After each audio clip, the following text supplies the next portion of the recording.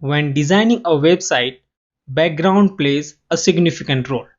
The background helps us to differentiate between sections, group of contents, building hierarchy, etc. on a page. Let me tell you one thing, guys. Designing a website is really a great skill. But being a developer, it is not necessary. We need to learn all those designing skills. If we are having all those skills, that is really a plus point, but it is not necessary. Having a basic design sense helps developer to implement the design as exactly as provided by the designer. So therefore, in this topic of background and gradients, we are going to look into the properties which are specific to the background. Within CSS, an element can have a solid background color or gradient or even an image. The thing is that we can apply background color that we are seeing from the beginning, but now we can apply a gradient background. Also, we can set an image as a background to any element. Alright, so let's understand how exactly we define background color, background image, or even a linear background to any element. So we'll get started with the background color property first. The background color property we have been seeing from the beginning only, that we know how to apply. To add a solid background color, the CSS provides background color or background property. The background color property is a longhand property which can be used to add a solid background color. And on the other hand, we have a background shorthand property which can be used to set background image or linear gradient or even background color. So let's see the background color property here first. So here we have our index.html file and here we have style.css file. Inside the index.html file, we have a standard HTML document to which I have already connected our style.css file, and inside the style.css file there are few normal styles and our page looks something like this. Now let's take a div element after the h1 and let's apply a class, let's say busy. Save it, and inside the CSS let's target our busy class and let's define a background color, say aqua. Nice. Now give it a refresh here. We do not see anything. Let's inspect our page. Why we don't see anything exactly here? As we have taken a div, as also we have applied background color to the div. Let's see what's the reason.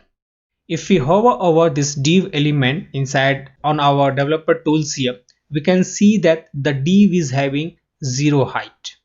At the top left corner, you can see there is a 0 height. It's just because inside the div we do not have any element. So it is important to note here that if we do not have any content inside an element and the element is not having any kind of height specified, so if we are applying any background color, that background color we will not see. That's why we do not see that background aqua color. Let's see here. We can see the background color has been applied to this busy, but we do not see here on our page. Now let's have some content. Let's say box here. Save it, then give it a refresh. Now as we can see, as we have applied few content inside the div, now we can see that div is having some kind of height here, that is 24 pixel, and we can also see the background color aqua. Sometimes it may happens that we need an empty element and to which there are some background. So let's get rid of this content, give it a refresh. So that content is gone. Now the background color is also not being shown here. So let's apply some height here. Let's say 300 px. Now we can see that background color. It's just because now the div element is having some height, so we can see the background color aqua.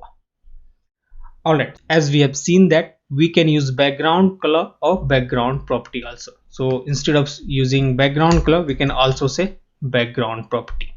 It will work same. It's just that the background is a shorthand property to apply background color or background image. Alright, the next thing is that we can also apply a transparent background color to any element. So to add a transparent background color to any element, The CSS provides RGBA or HSLA value that we have already seen. So let's use RGBA value to apply transparent background. So here we have background property. So now let's have a RGBA value. So first of all, let's get the RGBA value of this aqua color. So here, so if we go here we can see this is the hex value for the aqua color, and if we click here we can get the RGBA value.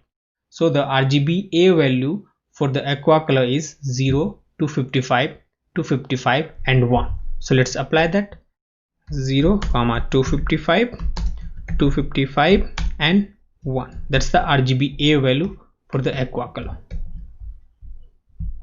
that we can see here, the same color but in RGBA value. Here 1 is the alpha value that provides some transparency. 1 is the fully opaque and 0 is the fully transparent. Let's provide some value between 0 and 1, say 0.5. Now give it a refresh. Now here we can see that we got some transparency to that aqua color which we have applied in RGBA values. So this is how we can apply transparent background also to any element.